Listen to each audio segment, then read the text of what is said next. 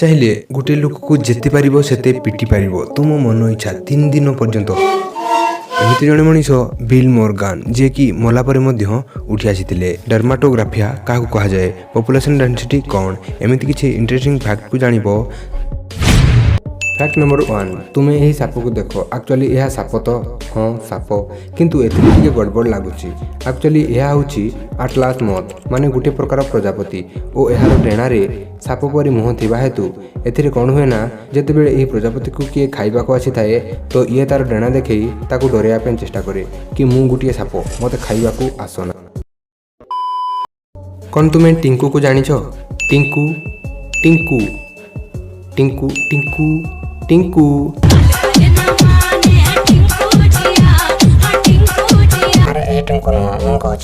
बोलिवियान देश में एमती एक पर्व अच्छी जो लोक मैंने 2-3 दिन पर्यंत लगातार मारपिट करती। केमिति हुंता जदि यही पर्व आम भारत में हुंता। एबे मु तुमको जहाँ विषय कहवाई जाऊँगी से होती दुनियार जड़े लकी मनीष। केमिति कहीं एक्सीडेंट होबारू से हॉस्पिटल रे थिले। स्टोरीटी टिके लंबा हो पारे किंतु तुम वीडियो को शेष पर्यंत देखिब। प्रथमे मुझे ना कहीदिए, ना थिला बिल मॉर्गन। से हॉस्पिटल रे थिले तो हॉस्पिटल रे थिबा समय रे तांकर मृत्यु हो गला। तो से मला परे टीवी रे तुम देखिथिबो जेमिति डॉक्टर 2टी आयरन नेकी छाती रे लगांती। आयरन हाँ कौन कहली मु आयरन तुम देखिथिबो, तुम जहाँ बुझ बुझ किंतु सेगुड़ा को देखा आयरन परी सेगुड़ा को लेकिन ताको छाती रे लगाइबा परे किछि लोक बंची जाती। एथिपाई डॉक्टर मॉर्गन को छाती रे सही परी करुथिले। तो कौन है ना से 14 मिनिट पर्यंत डेड थिले और डॉक्टर 14 मिनिट पर्यंत एमिति गला परे से अचानक बंची गले। से बंचिबा परे एइटा हैला प्रथम घटना और तापरे से बंचिबा परे संगे संगे कोमा को चली गले और से कोमा को गला परे से उठिबार चांसेस बहुत कम थिला। डॉक्टर कहिले कि से वर्ष वर्ष एमिति पड़ी की रहिबे, बट से केवल 12 दिन रे ही सब किछि ठीक ठाक होई गला। एइटा थिला तांको सह घटिथिबा सेकेंड घटना। थर्ड रे कोन हला ना से हॉस्पिटल रु फेरिबा परे से लॉटरी ट्राई कले तो से पुणी गोटे कार जीति गले। ओके ओके एई जाए ठीक ठाक थिला किंतु तांको सह एमिति होईछि जानिला परे न्यूज एजेंसी आसिले। किंतु एबे कोन हला ना से जे न्यूज एजेंसी आसीथिले तांको वीडियो क्लिप पाई से अन्य एक लॉटरी टिकेट दुकान रु किनिकी नहीं आसीथिले और से माने मॉर्गन को स्कार्च करिया पाई से लॉटरी कार्ड को देले। तो मॉर्गन एमिति स्कार्च कले, हाँ मु स्कार्च करुछि मो वीडियो उठाओ।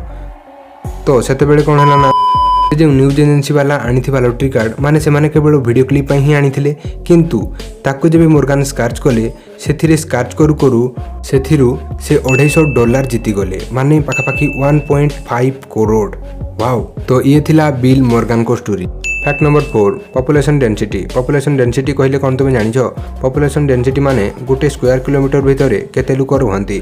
तो मु तुमको जोड़े देवा पई टिकिए इंडिया रो किछि स्टेट रो पॉपुलेशन डेंसिटी देखौछि। देखो दिल्ली रे 11,297, उत्तर प्रदेश रे 828 ओ आम ओडिशा रे 269। एइटा देखाइबार माने हैला दुनिया रे जेउठारे गोटे स्क्वायर किलोमीटर भितर सबुठु अधिक लोक रुहंती से होछि हांगकांग। माने हांगकांग रो कौनलोन वालेट सिटी।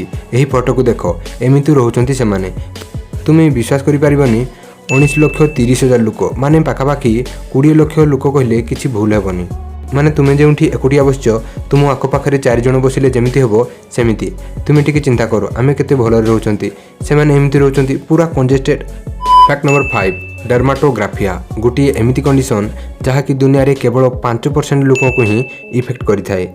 जो कौन होता है ना तांको स्किन रे जदि टिके भी स्कार्च पड़ जाए तो से स्कार्च बाहर को देखा जिबारे लागे। जदि टिके भी स्कार्च पड़ जाए बाहर को देखा जिबारे लागे। एथिरे कौन हेबो ना जदि तुमे चाहिबो तुम चेहरा रे किछि भी लिखि पारिबो। पेन तो दूरर कथा तुमे तुम नख सहाय्य रे मध्य एथिरे लिखि पारिबो। जेकोसी कार कंपनी गोटे नुआ कार को तैयारी करिथाए तो यार सेफ्टी टेस्ट पाई कंपनी कौन करे ना एक्सीडेंट कराई थाए यह जानिबा पाई कि से कार टी एक्सीडेंट होला परे केमिति परफॉर्मेंस करूछि। यह द्वारा कंपनी जानि पाई थाए कि एही कार टी लोकन को पाई केते सेफ्टी रहिबो। तो एलन मस्क रो जो कंपनी अछि टेस्ला तांकर गोटे कार जहाँ को टेस्ला मॉडल कहा जाए यही कार को आज पर्यंत दुनियार बेस्ट सेफ्टी रेटिंग मिली। पूरा हिस्ट्री रे यह ऊपर जदि आउ 4टी कार चढ़े दिया जाए ताले भी यार बाण बंका हेबनी एते स्ट्रॉन्ग यही कार। Wow ଭିଗାନେଲା Italy. ଏଇ ଯେଉଁ ଜାଗା ଦେଖୁଛ ଏଠାରେ କ'ଣ ହୁଏ ନା ଶୀତ ଦିନେ 83 ଦିନ ପର୍ଯ୍ୟନ୍ତ ସୂର୍ଯ୍ୟକିରଣ ପଡ଼ିନଥାଏ। ତ ଦିନ ସମୟରେ ଟୋଟାଲ ଲାଇଟ୍ ହିଁ ପହଞ୍ଚି ପାରେ ନାହିଁ।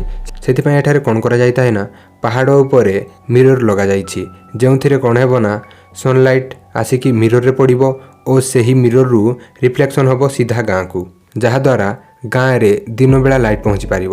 ସେଠାକାର ପାହାଡ଼ ଏତେ ବଡ଼ ବଡ଼ କି ସେଠାରେ ଦିନରେ ମଧ୍ୟ ଲାଇଟ୍ ପହଞ୍ଚି ପାରୁନି।